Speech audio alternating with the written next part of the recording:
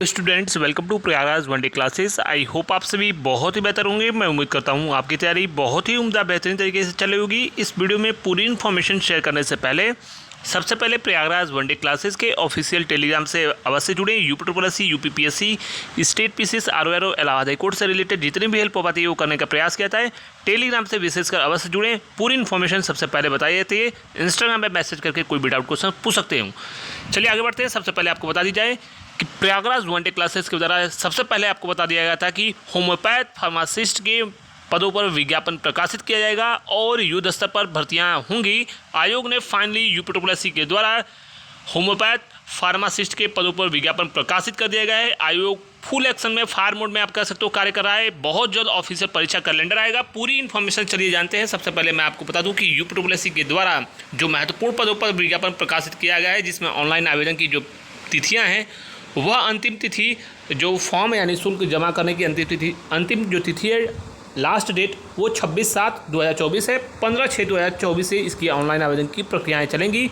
20/6/2024 तक जो है इसमें आपको शुल्क भी जमा करना है। सबमिट करने की जो फाइनल डेट है वो 19 जुलाई रखी गई है।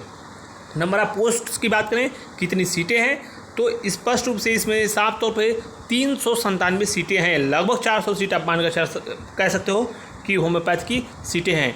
और लेवल 5 की जॉब है, यानी इन हैंड सैलरी लगभग अराउंड आपको 50,000 के आसपास सैलरी इसमें मिलेगी। ये अपने आप में एक हैंडसम अमाउंट होता है। शैक्षणिक योग्यताओं की बात करें, एजुकेशन क्वालिफिकेशन, स्पष्ट रूप से मेडिकल की कई ऐसी महत्वपूर्ण भर्तियां होती हैं जिसमें इस बात का उल्लेख होता है कि आपके पास विज्ञान विषय में यानी 10+2 आपने साइंस से पीसीएम में किया हो या फिर पीसीबी से किया हो, बायोलॉजी हो या मैथ, आप इसमें एलिजिबल हैं।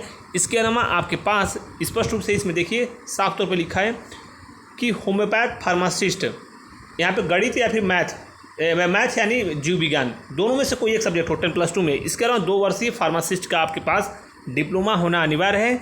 इसके अलावा 3 महीने का होम्योपैथ फार्मासिस्ट का प्रशिक्षण हो। इसके अलावा स्टेट जो होता है आपका, प्रत्येक राज्यों का state board, homeopathic medicine board Uttar Pradesh, इसमें रजिस्टर्ड यानी पंजीकृत होना अनिवार्य है। और फाइनली जिस भर्ती का इंतजार था वह भर्ती आपकी आ गई है।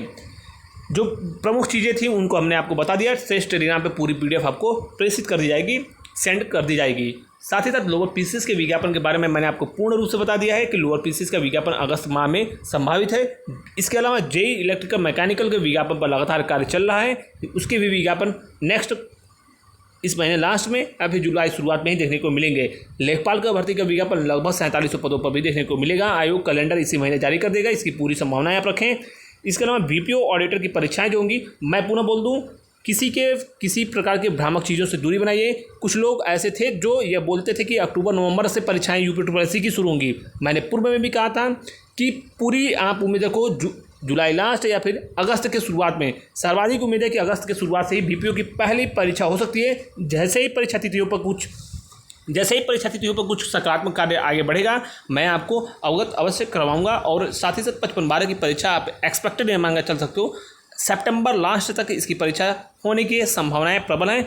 सितंबर लास्ट या फिर अक्टूबर के प्रथम पखवाड़े में। हालांकि परीक्षा कैलेंडर में इसमें कुछ और भी बड़ा बदलाव हो सकता है, तो वो भी अवगत कराया जाएगा, लेकिन संभावनाएं प्रबल हैं क्योंकि आयोग पूरी तरीके से जो विज्ञापन में जो चीज़ें आपको कैलेंडर में देखने को चीज़ें मिलेंगी, स्पष्ट रूप से एज इट इज़ वही सारी चीज़ें फॉलो होंगी। इस बार सिर्फ नाम के लिए कैलेंडर जो है जारी नहीं करेगा आयोग, प्रॉपर एक एक चीज़ को फॉलो करेगा। विज्ञापन आएगा तो विज्ञापन आएगा उसी तिथि पे, उसी महीने।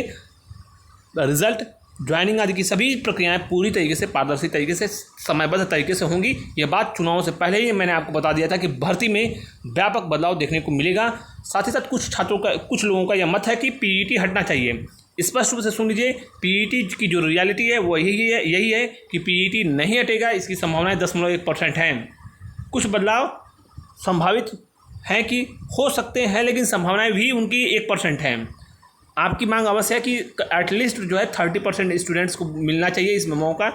लेकिन कुछ लोगों का या कुछ कोचिंग संस्थाओं का यह मत है कि पीईटी होना ही नहीं चाहिए। अर्थात पीईटी ना हो तो फिर 10 लाख हर सपोज करो, अगर आयोग के द्वारा 400 पदों पर कोई भर्ती आती है सामान्य क्वालिफिकेशन की, 10 लाख, 15 लाख, 20 लाख आवेदन जाएगा। क्या फिर ऐसे में परीक्षाएं हो पाएंगी?